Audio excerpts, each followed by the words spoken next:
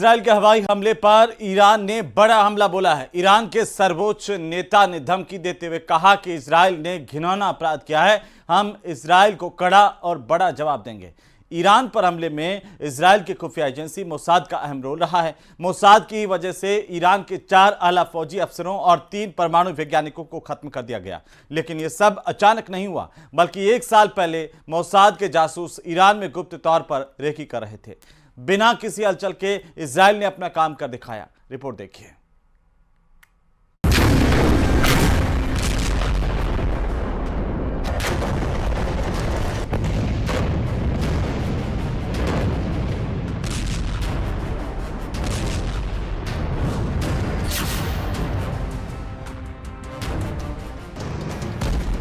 Mossad के अदृश्य agent अपने दुश्मनों के चारों तरफ फैले हुए हैं। मोसाद ईरान में अपने नंबर 1 दुश्मन को मौत के घाट उतार चुका है। मोसाद लेबनान में भी चौकन्ना हो गया है। मोसाद सीरिया पर नजरें गड़ाए हुए है। मोसाद कतर में भी है।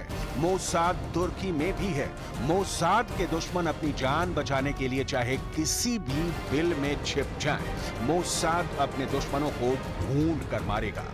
मोसाद गलियों में तलाशेगा। मोसाद पार्क में, होटल में, रेस्टोरेंट में, जहां देखेगा गोली चला देगा।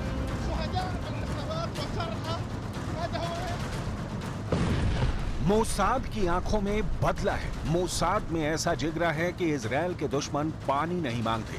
ये बात हमास भी जानता है कि 7 अक्टूबर के हमले ने उसके एनकाउंटर का स्टेज तैयार कर दिया है। मोसाद मारेगा और दिल खोलकर मारेगा। मोसाद दूसरा मौका नहीं देगा। मोसाद पहले अटैक में काम तमाम कर देगा। मोसाद अपने टारगेट नंबर 1 इस्माइल हानिया को खत्म कर चुका है। इजराइल ने अपने टारगेट नंबर 2 गाजा के लादेन मोहम्मद दाएफ को मार दिया है। बेरूत का कसाई के नाम से मशहूर फौद शुकर भी जमीन में दफन हो चुका है। मोसाद रुका नहीं है। मोसाद के सामने अब उसका अगला टारगेट खालिद मेशाल है, जो इस्माइल हानिया के बाद हमास का चार्ज संभाल सकता है। मोसाद का टारगेट नंबर 3 सालेह अल अरूरी है।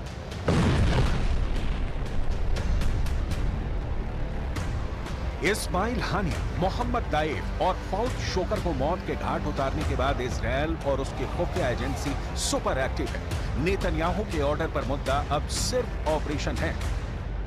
और नेतन्याहू ने तो साफ साफ कह ही दिया है कि दुनिया का कोई कोना हो, चाहे वो गाजा हो या फिर कोई और जगह, हमास का अंत फाइनल है और ये होकर रहेगा। अभी हाल के महीने में इजराइल ने हमास, हिजबुल्लाह और आईआरजीसी को कितने जख्म दिए, जरा वो देखिए। इजराइल ने इस्माइल हानिया को 31 जुलाई 2024 को ईरान के तेहरान में मार गिराया। हालांकि इजराइल ने अभी तक इसकी जिम्मेदारी नहीं ली है। 30 जुलाई 2024 को लेबनान के बेरूत में हिजबुल्लाह कमांडर फौद शुकर को मौत के घाट उतार दिया। 8 अप्रैल 2024 को लेबनान के ही अस सुल्तानिया में Hezbollah commander Ali Ahmad Hussein को मारा।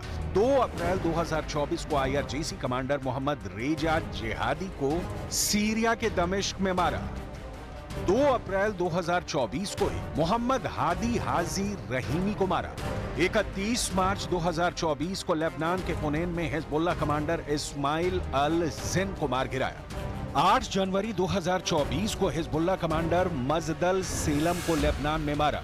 2 जनवरी 2024 को हमास पॉलिटिकल ब्यूरो का डिप्टी चीफ सालेह अल अरूरी को लेबनान के बेरूत में मारा। 25 दिसंबर 2023 को आईआरजीसी में एडवाइजर सैयद राजी मोसावी को सीरिया के दमिश्क में मार गिराया।